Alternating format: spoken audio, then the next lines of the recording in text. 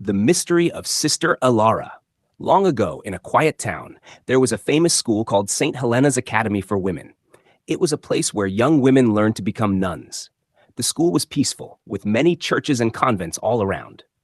The students lived in a hostel, where they studied and prayed until they finished their training. One of the students was Sister Elara. She was young, kind, and loved to study. Since she was 13, she had wanted to become a nun. Now, at 20, she was finally at St. Helena's Academy, and she was very happy. When she arrived at the hostel, she met two other young women, Sister Peace and Sister Maria. "Welcome to our room," Sister Peace said. "Thank you. I am happy to be here," Elara replied. The three of them became best friends. They went to class together, prayed together, and ate together. One morning, during class, something happened. Sister Elara was listening carefully to the lesson when suddenly her book slipped from her hands and fell to the floor with a loud thud. The room became silent. The teacher, Sister Sandra, turned around and looked at her. Her eyes were cold. "You are disturbing the class, Sister Elara," she said. I'm sorry, Sister," Elara said softly. But Sister Sandra was not happy. "Go outside. Stand there until the lesson is over." The whole class watched as Sister Elara got up and left the room. She stood outside, feeling sad. She did not mean to cause trouble. When the lesson ended, her friends rushed to her.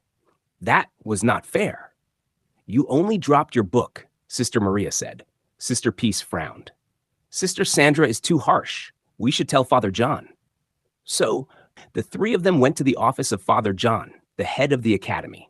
He listened to their complaint, nodded, and called Sister Sandra. He spoke to her, and the problem was settled. But Sister Sandra never said sorry. Weeks passed, and exams were coming.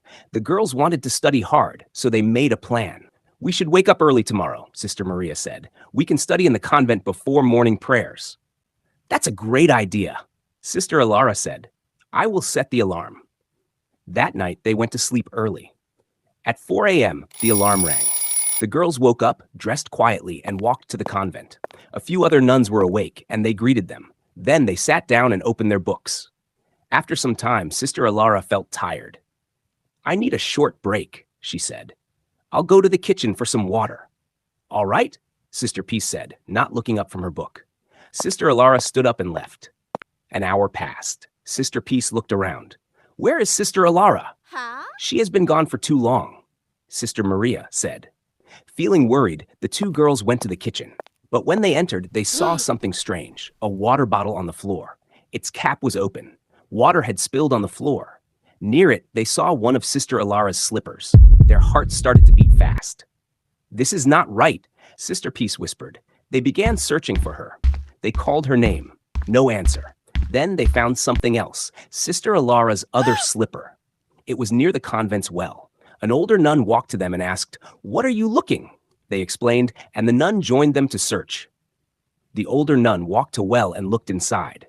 Then she let out a loud scream. "Help! Help!" she cried. Nuns and students ran to her. When they looked inside the well, they gasped. The truth remains unknown. The fire department came. The police arrived. Soon, Sister Elara was pulled from the well. Her friends stood in shock.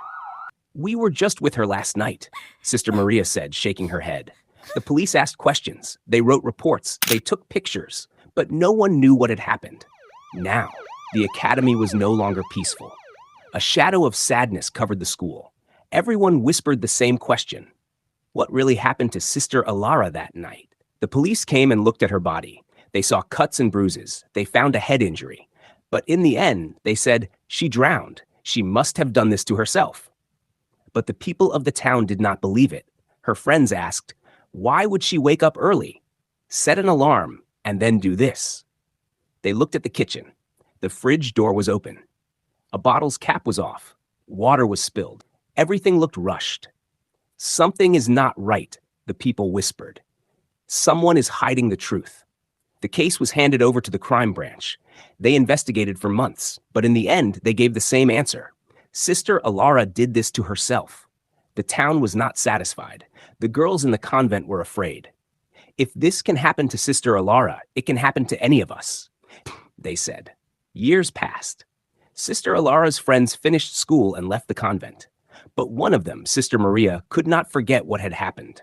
She joined the police. She worked hard. She became an investigator. One day, she said to herself, I will reopen Elara's case. I know the truth is still out there. The investigation began again. The team had little proof, but they did not give up.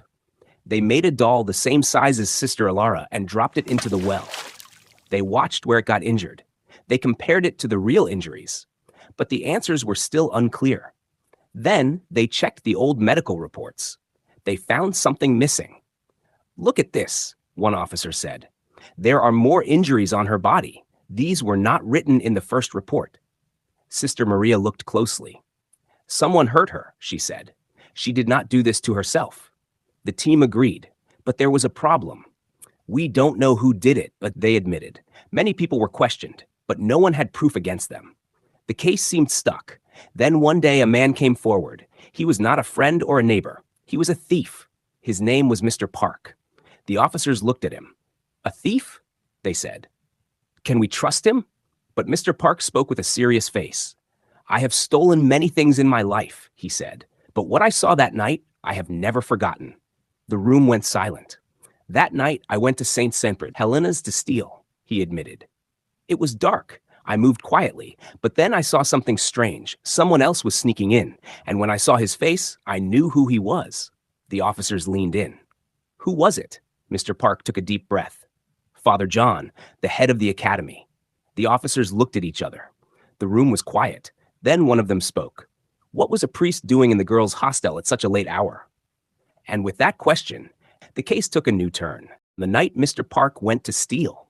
Mr. Park had heard that a convent in town had golden candlesticks and silver plates. This will be an easy job, he thought.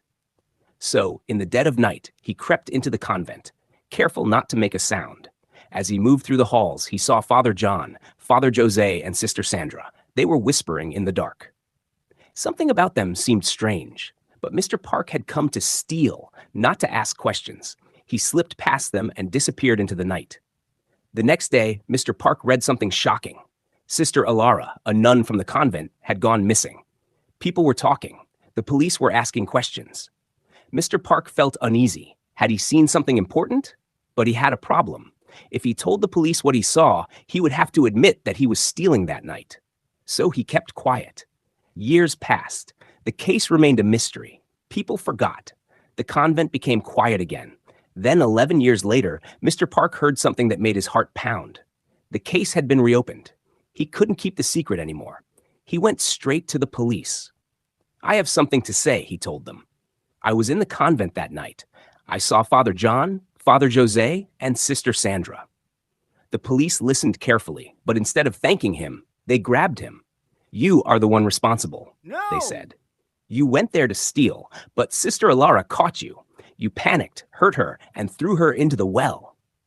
Mr. Park shook his head. No, I was a thief, yes, but I didn't hurt anyone. But the police didn't believe him.